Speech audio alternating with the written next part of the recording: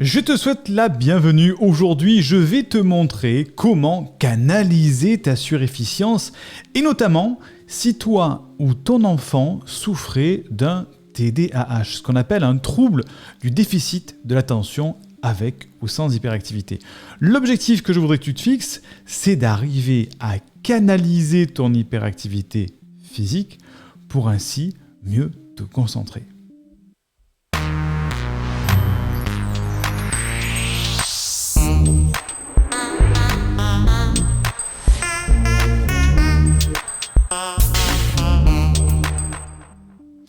Je te souhaite la bienvenue à l'Université des hauts potentiels dans laquelle nous aidons les personnes avec un profil psychologique de haut potentiel à s'épanouir avec leur douance. Tu sais que tu peux dès à présent télécharger une première formation offerte pour apprendre à canaliser ton haut potentiel. Le lien se trouve en description de cette vidéo ou du podcast. Fais-le maintenant. Tu peux aussi prendre rendez-vous pour passer un bilan psychologique complet de la douance ou bien pour entamer un accompagnement. Alors, aujourd'hui, quelle est la problématique ? Tu as peut-être un profil haut potentiel ou bien un trouble du déficit d'attention qui t'a amené jusqu'à cette vidéo. Et il faut savoir que le haut potentiel et le trouble du déficit de l'attention sont souvent liés. Statistiquement, un grand nombre de hauts potentiels ont aussi ce qu'on appelle une comorbidité, c'est-à-dire un trouble du déficit de l'attention avec ou sans hyperactivité. Qu'est-ce que c'est que le trouble du déficit de l'attention ? Comme ça l'explique, c'est un déficit de l'attention, mais qui se manifeste de différentes manières. Les plus évidentes, c'est une difficulté à se concentrer, une difficulté parfois à mémoriser, parfois une maladresse physique. Dans les cas avec hyperactivité, c'est quelqu'un qui est sans arrêt dans le mouvement, qui ne peut pas rester assis, qui a envie de tout le temps bouger. Mais dans le cas d'une personne qui n'est pas hyperactive, ça peut être un trouble du déficit de l'attention qui est, comment on appelle ça ? Qui est masqué, c'est-à-dire que la personne est calme ou l'enfant est calme, mais intérieurement, il a du mal à se concentrer parce que dès qu'il va voir un élément perturbateur, il va commencer à partir dans ses rêveries, à penser à autre chose. Et c'est quelqu'un qui, au quotidien, peut être jusqu'à aller à être handicapé par son trouble du déficit de l'attention. Ça peut générer de grosses angoisses, de grosses frustrations, parfois même des dangers, parce qu'on oublie qu'on a mis le lait sur le feu, on peut mettre le feu à la maison, on peut oublier où on a garé la voiture. Bref, c'est quelque chose qui est très compliqué à gérer au quotidien, qui peut amener des peurs, des angoisses, des frustrations liées à ce trouble du déficit de l'attention qui peut même mener jusqu'à, parfois, des dépressions. Donc, le pire qui puisse arriver, c'est quoi ? C'est de ne rien faire pour soi-même ou pour son enfant, dans le cas où c'est ton enfant. Et à ce moment-là, effectivement, tu te laisses en quelque sorte submerger par la problématique et c'est un peu handicapant au quotidien.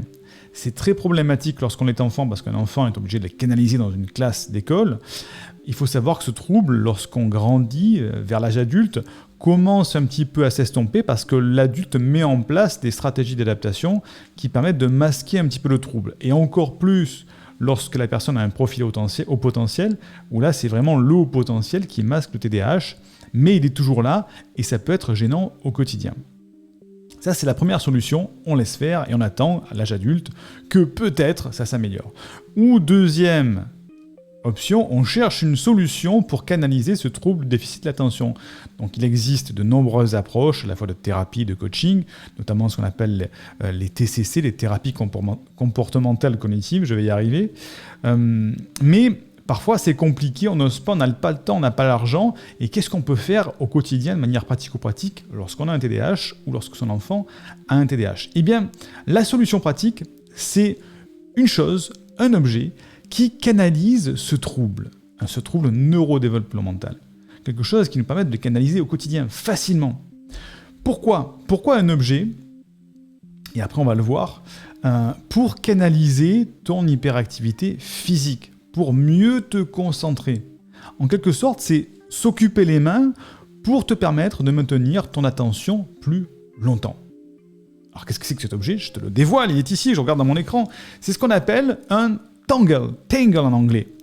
C'est un tangle, c'est le nom que ça a. C'est ce qu'on appelle ce type d'objet-là aussi des fidgets. Les fidgets sont des petits outils satisfaisants à utiliser avec les mains. Ça s'adresse particulièrement bien aux enfants et aux adultes qui ont un trouble du déficit d'attention. Pourquoi ? Parce qu'ils aident à focaliser leur attention. Alors non pas qu'ils aident parce qu'on regarde au travers comme ça, mais parce que quand on le manipule comme ça dans sa main, en parlant, en étudiant, en travaillant, eh bien ça aide à focaliser ton attention parce qu'on a les mains occupées et on est occupé sur ça et pas sur ce qui se passe autour. Le tangle en anglais, le tangle en français, ça se traduit par enchevêtrer.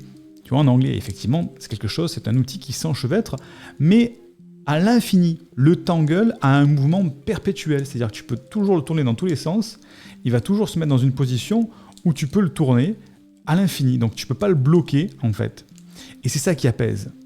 Donc c'est quoi ? C'est un outil qui est relativement discret, c'est pas un outil qui fait du bruit par exemple, ça se glisse dans la trousse d'élèves ou dans ta poche. Tu peux même, au bout d'un moment, même l'enrouler si on le fait bien, voilà, comme ça, sérieusement, voilà, tac, tac, tac, je l'ai mis dans une forme réduite, tu vois, comme ça, le tangle.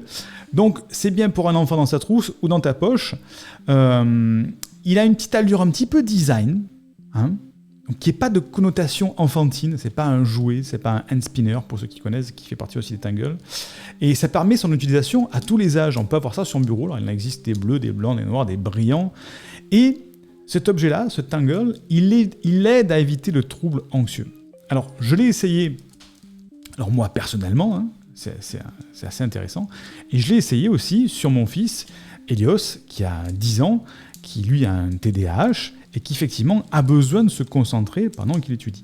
Et donc, on a essayé ça fait maintenant plusieurs mois qu'il a, et effectivement, il manipule, alors lui il va même jusqu'à faire quoi ? Jusqu'à, tac, le défaire, il aime bien le défaire, parce qu'il aime bien le bruit que ça fait quand on le défait, et quand on le remet, je vous le fais, un petit peu d'ASMR, voilà, ASMR Tangle, et donc, ça aide, c'est pas le truc magique où d'un coup la personne va rester calme et concentrée, mais ça aide à rester plus longtemps, et ça aide aussi à éviter le fameux trouble anxieux qui est lié à ce manque d'attention.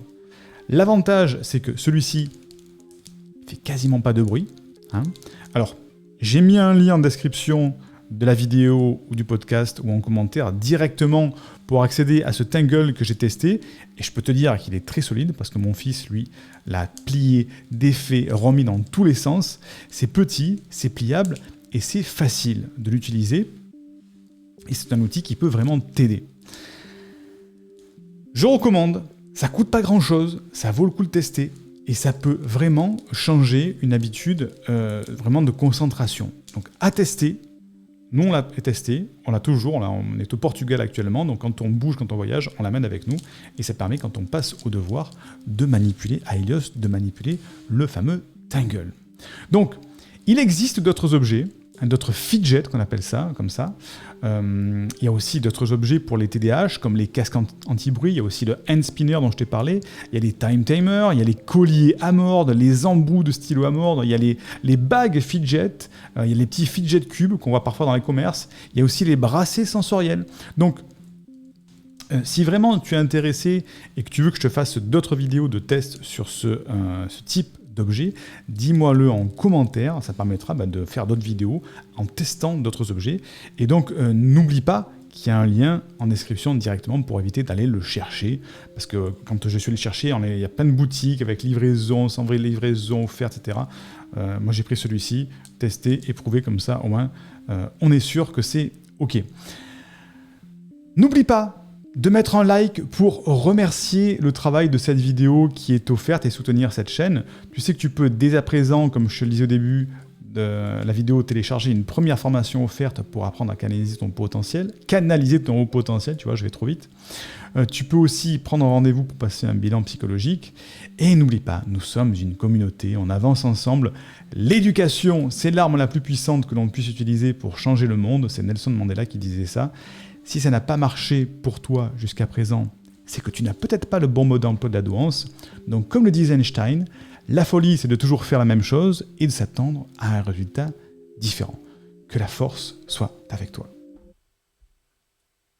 Clique sur le lien qui se trouve en description de cette vidéo ou épinglé en commentaire pour m'indiquer à quelle adresse t'envoyer ta première formation offerte qui te permettra de t'épanouir avec ton haut potentiel ou ton hypersensibilité.